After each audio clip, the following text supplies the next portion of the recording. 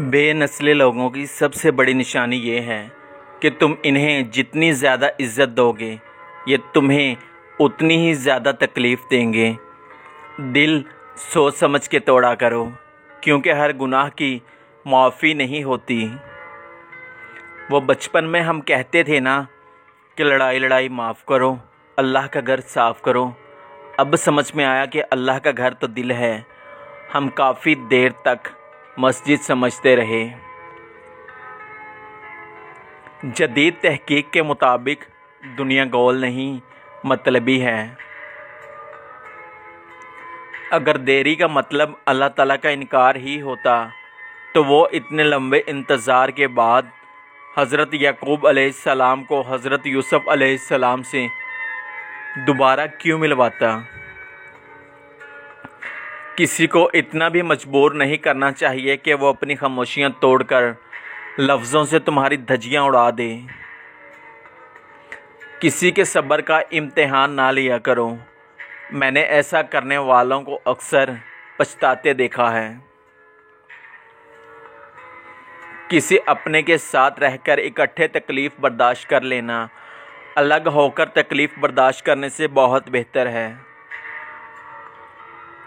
معافی مانگنا یہ ظاہر نہیں کرتا کہ آپ غلط اور دوسرا صحیح ہے، بلکہ یہ ظاہر کرتا ہے کہ آپ کے نزدیک رشتے انا سے زیادہ بڑھ کے ہیں۔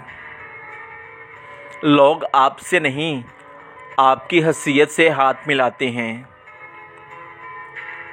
مانگتے وقت الفاظ سے زیادہ کیفیت پر توجہ دو، کیونکہ تم جس رب سے مانگ رہے ہو وہ تو بے زبانوں کی بھی سنتا ہے۔ بات کڑوی ہے مگر سچ ہے کہ مرد اگر سیرت کو ترجیح دیتے تو عورت صورت کی بجائے سیرت سنوارتی۔ بات کردار کی کرتا ہی نہیں ہے کوئی۔ لوگ کہتے ہیں بتا کتنا کما لیتا ہے تو۔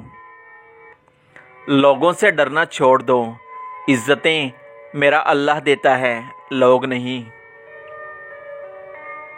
اب ایسا لگتا ہے کہ سب سے بڑی جلد بازی بڑا ہونے میں کر دی۔ کتنے اچھے تھے میرے بچپن کے دن۔ اگر انسان میں ساتھ نبھانے کے گن نہ ہوں تو کم از کم اتنی ہمت ضرور ہونی چاہیے کہ ساتھ چلنے والے کی آنکھوں میں آنکھیں ڈال کر اپنی بزدلی کو تسلیم کرے اور اسے واپس اسی مقام پر چھوڑ کر آئے جہاں سے اس کی آنکھوں پر محبت کی پٹی باندھ کر سفر کا آغاز کیا تھا۔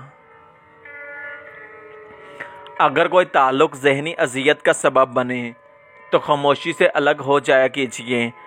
دور رہ کر تکلیف برداشت کرنا آسان ہے، بجائے اس کے کہ اپنے من پسند انسان کے بدلتے رنگ دیکھ کر خود کو مزید دکھ دیا جائے۔ رشتے اور تعلق نبھانا ایک فن ہے جس کے لیے دولت کی نہیں، محض احساس کی ضرورت ہوتی ہے۔ اندھیرے میں ایک الگ ہی سکون ہوتا ہے، لیکن جب اندھیرے میں روشنی آ جائے تو آنکھیں چندیا جاتی ہیں۔ کچھ ایسا ہی کسی پر اندھا اعتماد کرنے والوں کے ساتھ ہوتا ہے۔ جہاں بھی رہو مخلص ہو کے رہو، کیونکہ ہم نے اللہ تعالیٰ کو بھی جواب دینا ہے۔ لوگوں نے مجھے بتایا کہ وقت بدل جاتا ہے اور وقت نے مجھے بتایا کہ لوگ بھی بدل جاتے ہیں۔ ضروری نہیں کہ جو آج تمہارے ساتھ ہے وہ کل بھی تمہارے ساتھ رہے گا، اسی لیے اکیلے چلنا سیکھ لو۔ اگر وقت اپنا ہے تو سب اپنے ہیں، ورنہ کوئی اپنا نہیں۔ میرا رب تو وہ ہے جو انسان کی روح کے اندر کی اذیتوں سے بھی واقف ہے۔ مجھے یقین ہے میرا رب بدل دے گا، میرا دل بھی اور میرے حالات بھی، انشاءاللہ۔ ہو سکتا ہے تمہاری زندگی کا ایک خالی صفحہ اللہ تعالیٰ تمہاری چاہت سے بھرنا چاہتا ہو، اس لیے دعا کرو، شاید دعا ہی تمہارا مقدر بدل دے۔ جب کوئی خدا سے کسی کے سکھ کے لیے دعا مانگتا ہے تو وہ دعا کسی اور کے حق میں قبول ہونے سے پہلے دعا مانگنے والے کے حق میں قبول ہو جاتی ہے۔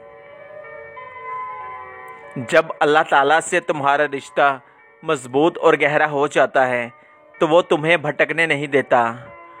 گناہ کے در پر کھڑے ہونے کے باوجود وہ تمہیں واپس کھینچ لائے گا۔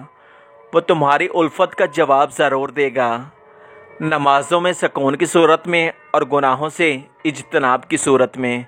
وہ تمہاری پکار سن کر قبول کرے گا۔ وہ رب بہت مہربان ہے۔ حضرت لقمان کی نصیحت اپنے بیٹے سے کہ اے بیٹے، کسی عورت کے پیچھے چلے جانے کی بجائے کسی شیر کے پیچھے چلے جانا بہتر ہے، اس لیے کہ شیر پلٹ آیا تو جان چلی جائے گی، مگر عورت پلٹ آئی تو ایمان چلا جائے گا۔ جہاں پانی دیکھو وہاں سبزہ ہوگا، اسی طرح جہاں آنسو ہوں گے وہیں رحمت ہوگی۔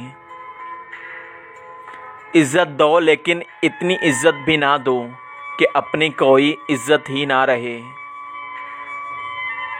کسی کی تہجد بھی کام نہیں آتی اور کسی کی قضا بھی قبول ہو جاتی ہے، بات ساری نیت کی ہوتی ہے جناب۔ بات صرف خواہش کی ہے، زندگی سے خواہش کی شدت نکال دے، پھر کوئی نقصان، کوئی بے سکونی باقی نہیں رہتی۔ بس دلوں پر مہر نہیں لگنی چاہیے کہ جن کے دلوں پر اللہ تعالیٰ مہر لگا دیتا ہے وہ کچھ کہنے سننے کے قابل نہیں رہتے، تب ان کے دلوں کے لیے نہ کوئی پناہ بچتی ہے اور نہ ہی آسمانوں سے کوئی مدد اترتی ہے۔ زندگی میں ہر موقع کا فائدہ اٹھاؤ، مگر کبھی بھی کسی کے بھروسے کا فائدہ نہ اٹھانا۔ زندگی کے مہنگے ترین سبق ہمیشہ سستے لوگ ہی سکھاتے ہیں۔ ہر عبادت کی قضا ہے، لیکن انسان کے دل توڑنے کا کوئی قضا نہیں۔ مجھے ان اندھوں پہ بڑا ترس آتا ہے جنہیں اپنی غلطی نظر نہیں آتی۔ غرور کس چیز پر؟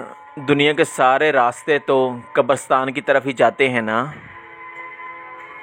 لوگ بے جان چیزوں کے ٹوٹنے پر برہم ہو جاتے ہیں، اداس ہو جاتے ہیں، لیکن انسان کا دل توڑ کر نہ کوئی برہم ہوا اور نہ کوئی اداس، کیونکہ ہم لوگ چیزوں سے محبت کرتے ہیں، انسانیت سے نہیں۔